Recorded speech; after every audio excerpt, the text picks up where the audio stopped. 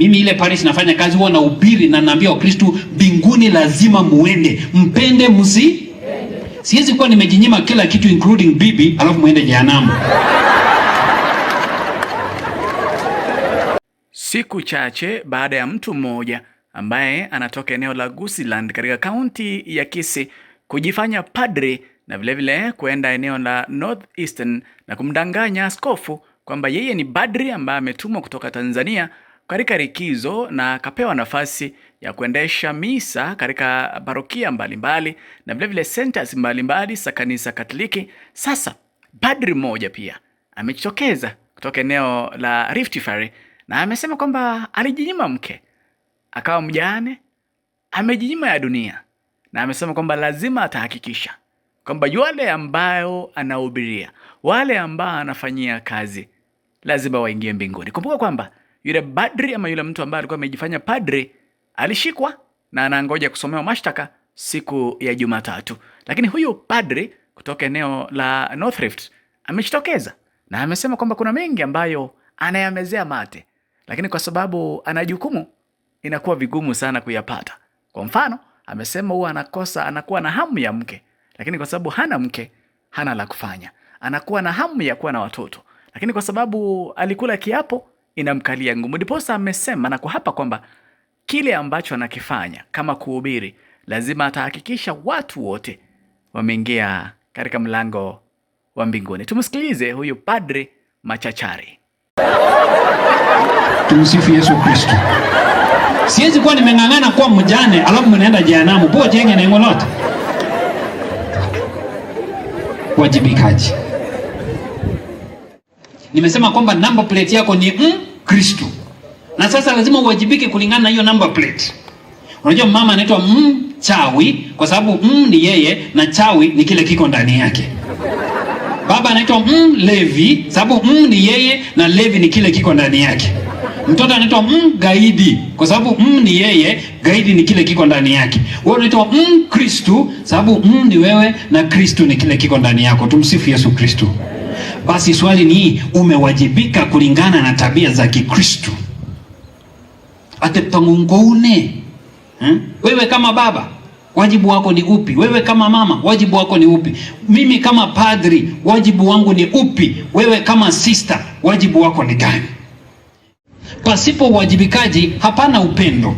Sister, usipowajibika katika wito wako hakuna. Huko kwetu wa mama wanachamusha busa. Wanachamusha busa hata CWA wanachamusha busa. So baada ya kanisa Jumapili mbio akifika pale, Saila anakoroga hata amesahau kutoa rosari. Saila anakoroga busa yake yenye inaiva. Saila anakoroga hivi rosari inaingia ndani kututi, anasema ngiroga wachamja mjeso anyuru customers. Hata ukiona Yesu ameonja ndapata nini? Customers. Huko ndiko kuwajibika kweli. Huko ndiko kuwajibika kweli. Wajibu wangu lazima uchangie uenezaji wa Injili. Tumsifu Yesu Kristo. Wajibu wangu lazima uchangie kutakatifuza watu. Kama baba, takatifuza familia yako. Kama mama, vivyo hivyo. Kama sister. So leo tunapokusema kwamba sister huyu amechukua nadhiri za maisha, ni kwamba anataka kutakatifuza maisha yake na ya wale wote ambao anawahudumia. Pasipo wajibu hapana upendo. Jambo la pili, kujinyima, sacrifice. Huwezi penda pasipo kujinyima. Huwezi penda pasipo kujinyima. Sisa huyu amejinyima, na ndio maana akafika mahali ambapo amefika. Tumsifu Yesu Kristo. Baba jinyime, mama jinyime, katikista jinyime, father jinyime, ili katika kujinyima kule inafaidi watu fulani kumjua Mungu, kumpenda Mungu. Kujinyima. Hatuwezi kuwa na vyote tunavyovihitaji, basi tujinyime nafasi fulani, tujinyime vitu fulani, tujinyime namna fulani ili tuweze kutakatifuza watu katika maisha. Keratke. Kumbe kadri tunavyojinyima ndio tunapata zaidi. Tunapojinyima ndio tunapata zaidi. Tunajinyima ugali leo ili kesho tule kitu ambacho ni cha dhamana zaidi. Nimesema heshima. Kule kuheshimu, je, ni vipi sisi hata tunaheshimu na kufuata amri zake Mwenyezi Mungu? Tunaheshimu mafundisho ya kanisa, tunaheshimu wito. Unaweza kuta siku hizi Hata makanisa mengine ndio yanaheshimu wito ya kanisa Katoliki kuliko sisi wenyewe. Wanadhamini kabisa.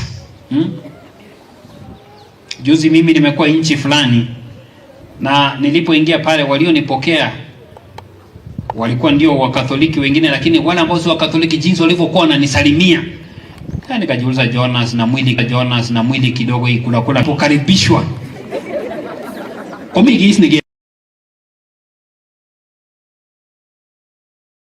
Welcome father. Baadaye walipofanya introduction, sema father, I belong to a Protestant church. Father, I belong to a Protestant church. Lakini niona wale kuhusu wito wetu. Masista hawa ni vipi sisi tumewaheshimu mapadri hawa. Ukristo, makatekista kama hao. Tusingalikuwa na katekista, tusingalikuwa na padri. Hatungekuwa na sister, hatungekuwa na askofu. Ni vipi tumeheshimiana? Heshima hata katika kwaya, katika CMA na CWA.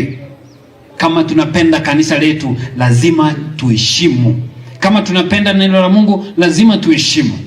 Leo tunajifunza kuhusu upendo na mambo ambayo yanaambatana na upendo, ili yaweze kuchangia utakatifu wa maisha yetu. Nabii Eliya anatembea mahali kunaitwa Sarepta, na anafika pale anakutana na mjane. Lakini anapomwambia kwamba nipe kitu ya kula, yule mwanamke anasema kwamba tuna unga kidogo na mafuta kidogo ambayo tunataka kupika tule tufe. Kwa Kisamburu tunasema atumutata, yani tukule tukufe. Hakuna namna, yani beyond this there is no life. Keomishe agelia. I love that. Keomishe agelia.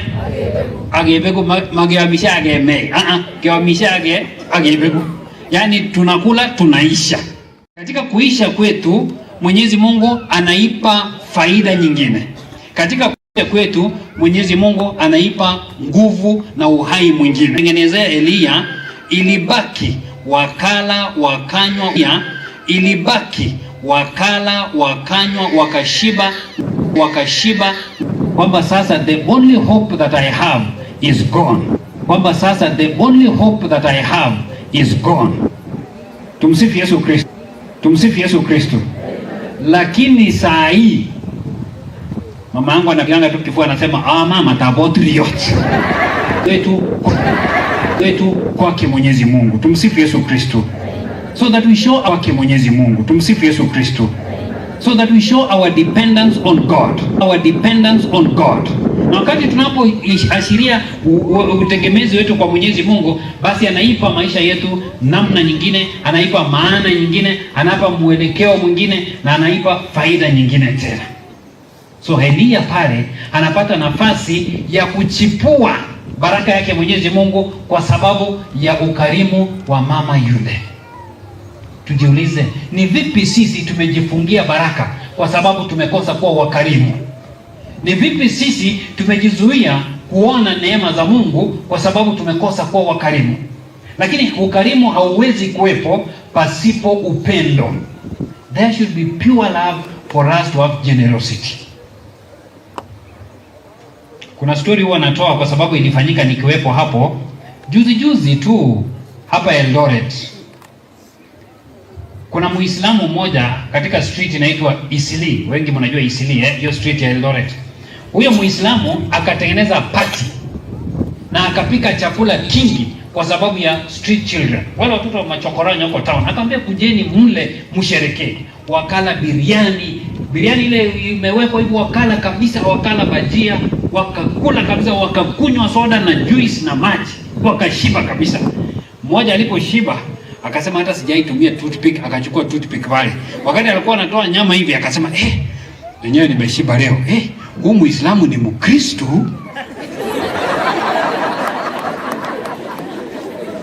But in the real sense of the meaning, it is true. Huyu Muislamu ni Mkristo. Kwa sababu tabia za Kikristo ni tabia za ukarimu. Bwana asifiwe. So wakati ambapo Muislamu alionyesha mpya sasa ni KDQ. Na kama unaendesha gari KDQ, kama hao vile wamekaa hapa, hizi ni ma KDQ. Ukiendesha gari KDQ umekuja naye hii misa, alafu baada ya misa unaenda kupiga start na kataa kupiga start, hii number plate ni fake. Hakuna vile itakuwa KDQ na inasukumwa ndio iwake. Hakuna vile utakuwa Mkristu na hujajua mambo ya ukarimu, usema nitafanya hivyo, tabia zikawa ni zile. So Chokora anaposema huyu Muislamu ni Mkristu, anasema Wakristu mko wapi? Tabia za ukarimu umeziwacha wapi? Tabia